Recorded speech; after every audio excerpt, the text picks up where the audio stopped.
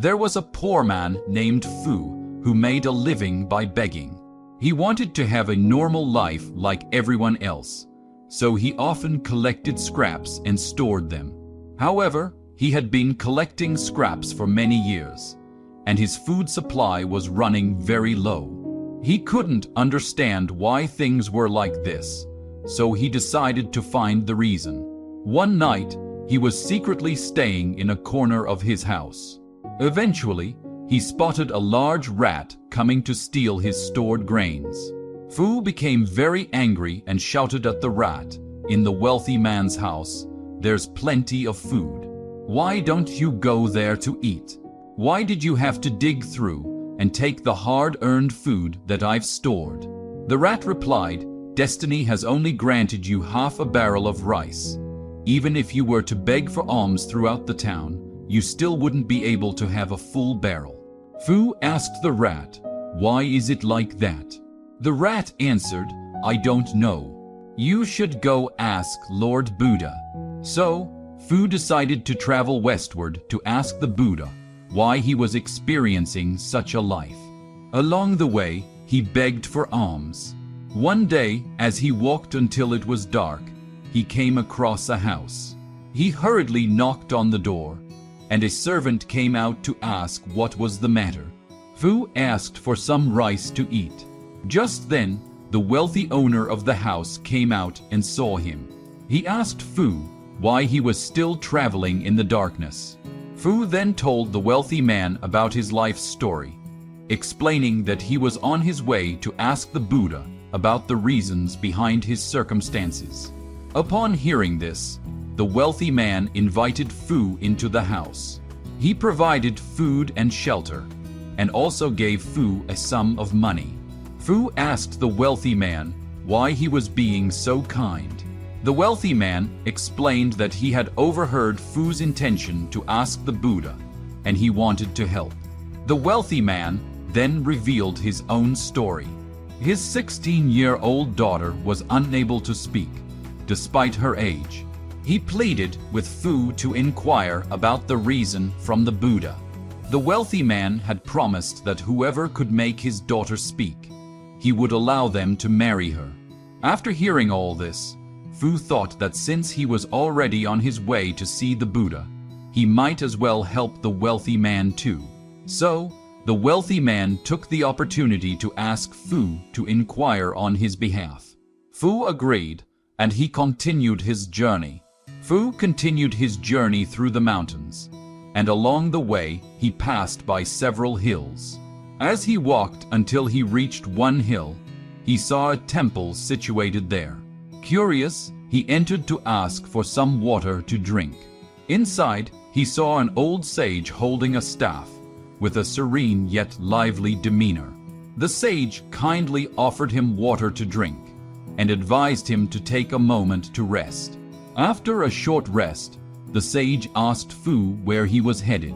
Fu shared his destination, and the sage grasped Fu's hand gently, saying that I ask for help.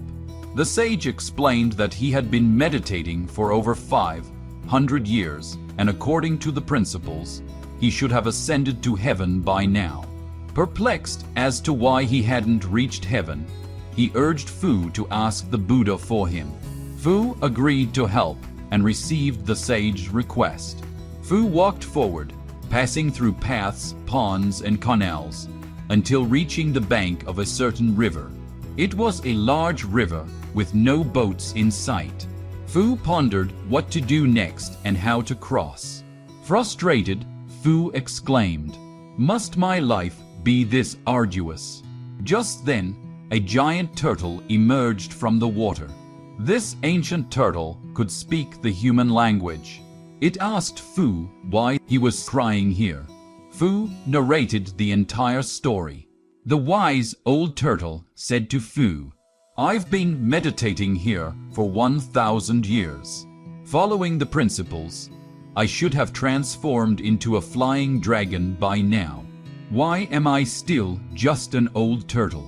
If you go and ask the Buddha for me, I will help you cross the river." Fu agreed with joy. and the turtle let Fu ride on its back to cross the river to the opposite shore. Then Fu continued to walk, unable to remember for how many more days. However, he still couldn't find the Buddha. Wondering in his heart where the Buddha could be, he thought that maybe the Buddha had already gone to a realm of happiness. Fu felt very sad, so he lay down to take a nap in a puzzled manner. Suddenly, the Buddha appeared before him. Fu was overjoyed. The Buddha asked Fu, "You've come a long way. Do you have any important questions, I wonder?" Fu replied, "Yes, indeed. I, a humble one, have several questions to ask, hoping that the Buddha will explain them for me to understand." The Buddha said, "Certainly, but there is one condition. You can ask a maximum of only 3 questions. You see, no one has ever asked more than 3 questions before." Fu agreed and thought to himself, "Which questions should I ask?" Fu felt that his own questions were quite insignificant. The giant turtle had been meditating for 1,000 years, which was no easy feat. He thought he should try asking a question. The sage had been practicing for 500 years, and it had been a challenging journey. His question was worth asking too. The rich man's daughter was in a pitiable state. Unable to speak, how could she ever get married? Fu's questions were worth asking. But then Fu asked the first question of the giant turtle.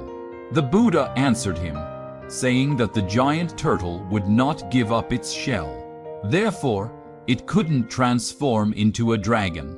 Inside the shell of the turtle, there were 24 magic pearls.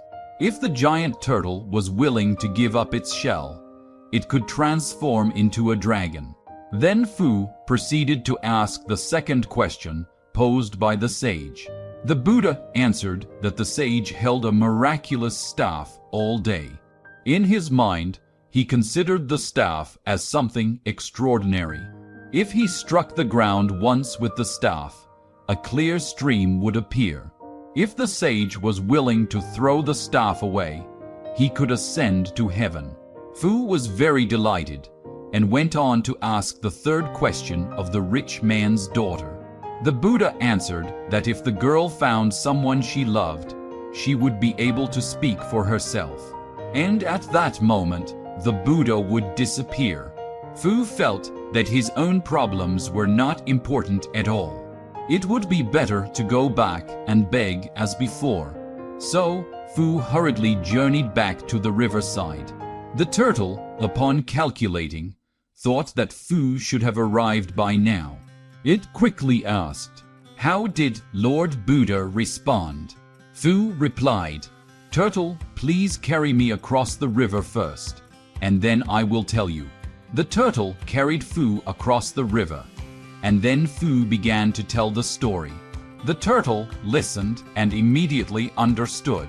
It removed its shell and said, "Inside this shell, there are 24 magic pearls that have no value for me anymore. You can't take them." For the turtle, they were no longer useful, so it gave the pearls to Fu.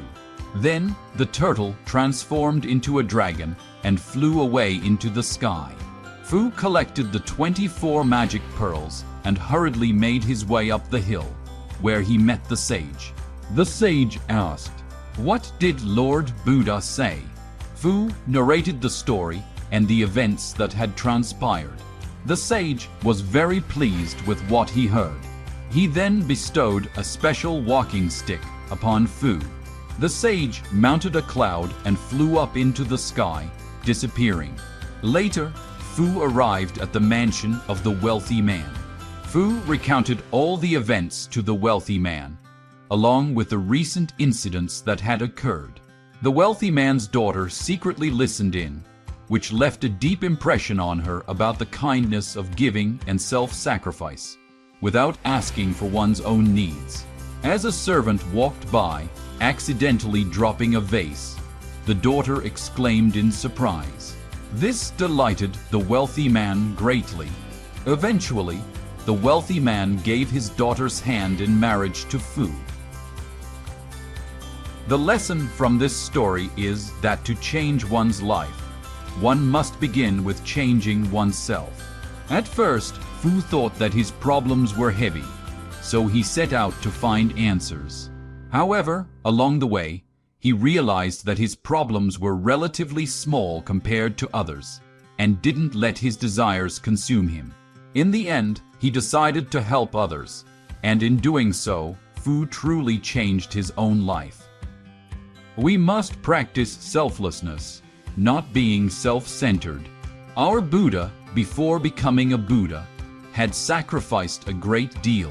He sacrificed from material possessions to things that were dear to him, even his own life. Thank you for watching. May you have peace and prosperity, and may all your wishes come true.